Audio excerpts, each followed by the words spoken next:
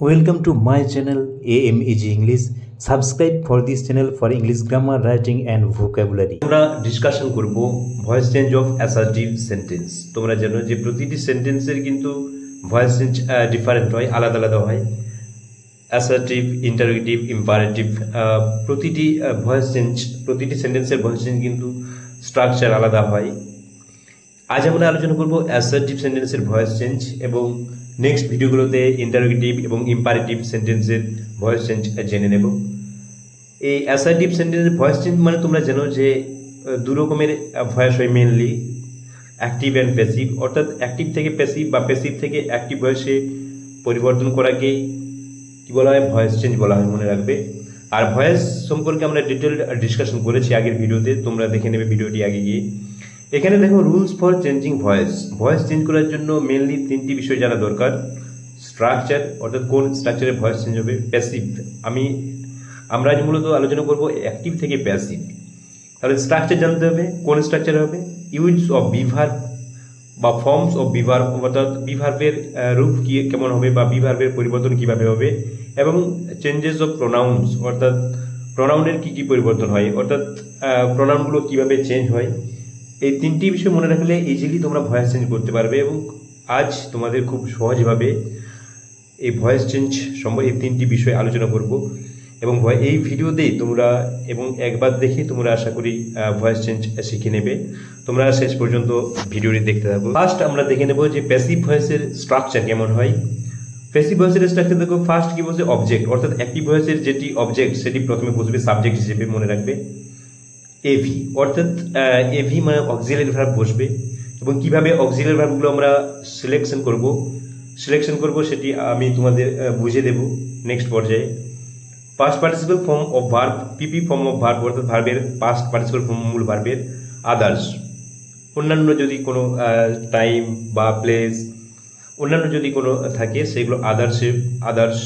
তারপর কি বসবে? By plus subject. এই হচ্ছে প্যাসিভ ভয়েসের স্ট্রাকচার। এই স্ট্রাকচারটি মনে রাখতে পারলে তুমি কিন্তু অ্যাসার্টিভ সেন্টেন্সের ভয়েস চেঞ্জ করতে পারবে। এই স্ট্রাকচার অনুযায়ী আমরা অ্যাসার্টিভ সেন্টেন্সের ভয়েস চেঞ্জ করব, অর্থাৎ অ্যাক্টিভ থেকে প্যাসিভ ভয়েসে পরিবর্তন করব।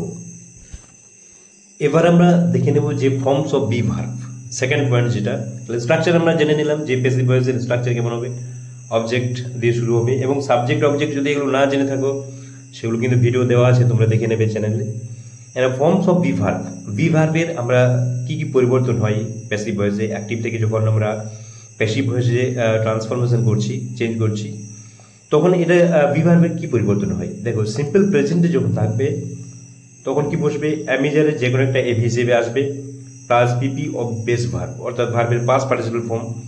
অ্যাক্টিভ থেকে প্যাসিভ ভয়েসে ভার্বের সবসময় পাস্ট পার্টিসিপল ফর্ম হবে, এটা মনে রাখবে। প্রেজেন্ট কন্টিনিউয়াসে তোমরা জানো অ্যামিজার থাকে এভি হিসেবে। এভি যখন আছে তখন অ্যামিজারের যে কোনো একটা বসবে, প্লাস বিং, এর সঙ্গে বিং যোগ হবে।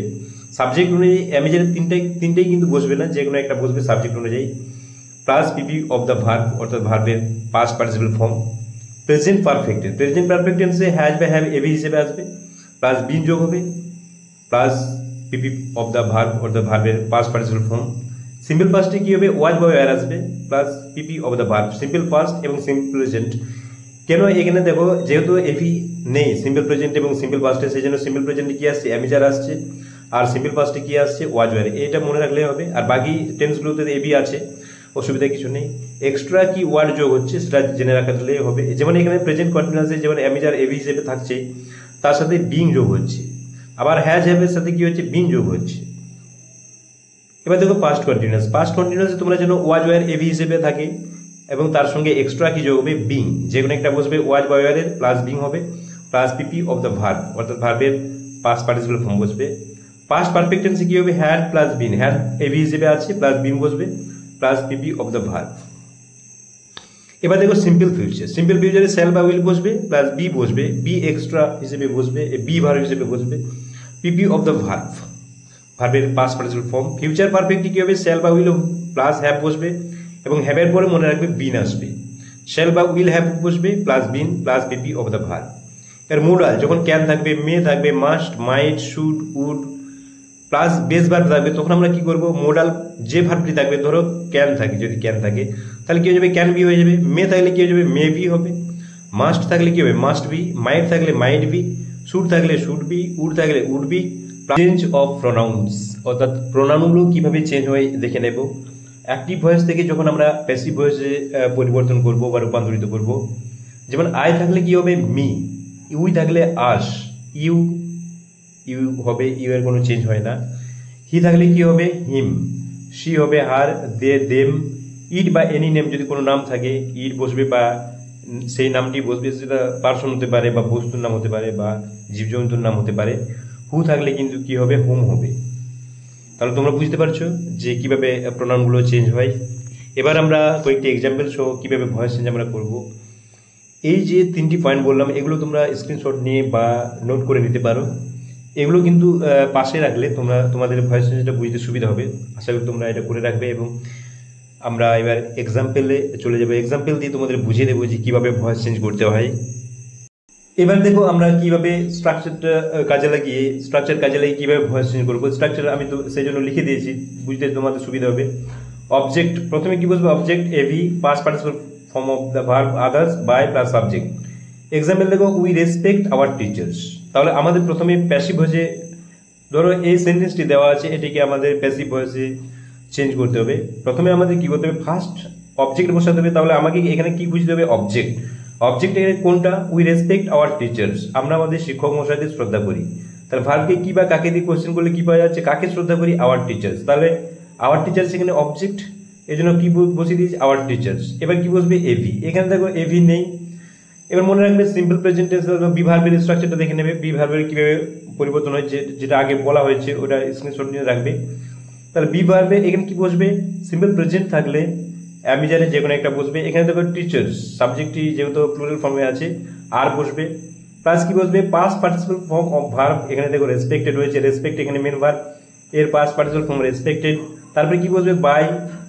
এখানে আদার্স নেই, অন্য কোনো ওয়ার্ড নেই আর, মানে কোনো টাইম বা প্লেস, অন্য কোনো ওয়ার্ড নেই এখানে, বাই।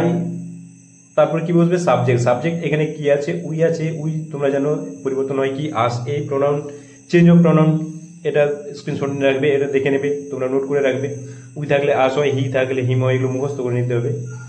নেক্সট এক্সাম্পল দেখো, Mita served the notice sincerely. এখানে দেখো প্যাসিভে করতে হবে।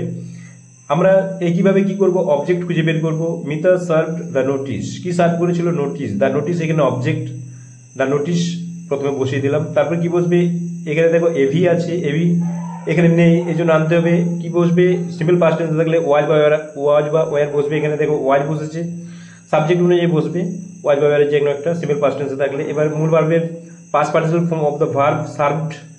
এবার আদার্স এখানে আছে দেখো, সিনসিয়ারলি, আন্তরিকভাবে। কেমন হবে, সিনসিয়ারলি। সার্ভ মেন ভার্বের পরে আদার্স বসবে, মেন ভার্বের পাস্ট পার্টিসিপল ফর্ম, তারপরে আদার্স। তারপরে কি বসবে, বাই। এখানে বাই বসেছে, দিয়ে সাবজেক্ট কি আছে, মিতা। এখানে নাম।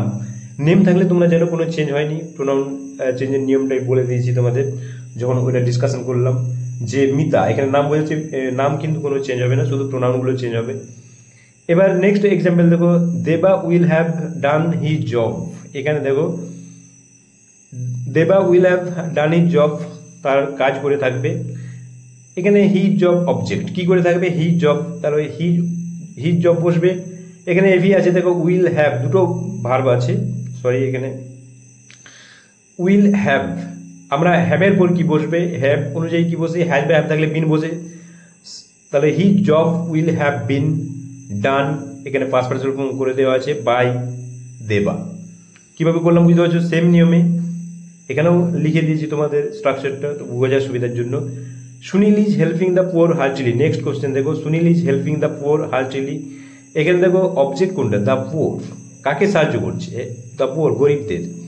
এখানে দ্য পোর অবজেক্ট, এখানে ইজ আছে এভি, তাহলে ইজ থাকে মানে অ্যামিজারে যে কোনো একটা বসবে।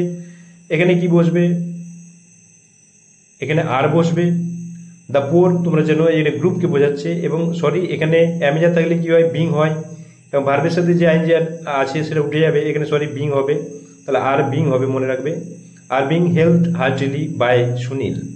তাহলে তোমরা বুঝতে পারছো যে কীভাবে ভয়েস চেঞ্জ করা হচ্ছে। ভয়েস চেঞ্জের আরও কয়েকটি এক্সাম্পল দেখে নাও।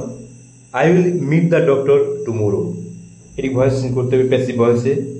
একই নিয়ম আমরা ফলো করব, একই রুল ফলো করবো যে অবজেক্ট। প্রথমে আমরা কি বুঝবো অবজেক্ট। এখানে I will meet the doctor, আমি কার সঙ্গে সাক্ষাৎ করবো? The doctor.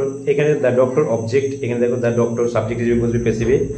এবং তারপরে কি বসবে? এভি। এভি এখানে আছে, উইল বসে যাবে। উইল থাকলে কি বসবে তোমরা জানো? উইল থাকলে বি বসবে। তোমরা বি ভার্বের রুলসটা দেখে নেবে, দেওয়া আছে। মূল ভার্বের পাস্ট পার্টিসিপল মিট, এটা কি হয়ে যাবে? Met. Others, tomorrow. By subject, by subject এখানে আই আছে, আইটা কি হয়ে যাবে? মি। তোমরা জানো যে আই থাকলে মি হয়। Next example, he can do the work, passive ভয়েসে করতে হবে। এখানেও অবজেক্ট আমরা দেখে নেব, the work object. The work বসিয়ে দিলাম, ক্যান এভি আছে, ক্যান এ বসবে, ক্যান থাকলে বি বসবে। এগুলো কিন্তু সব নিয়মে দেওয়া আছে, তোমরা দেখে নেবে। মূল ভার্বের পাস্ট পার্টিসিপল ডু, এখানে ডান হয়ে যাবে বাই। হি থাকলে কি হয়ে যাবে? হিম।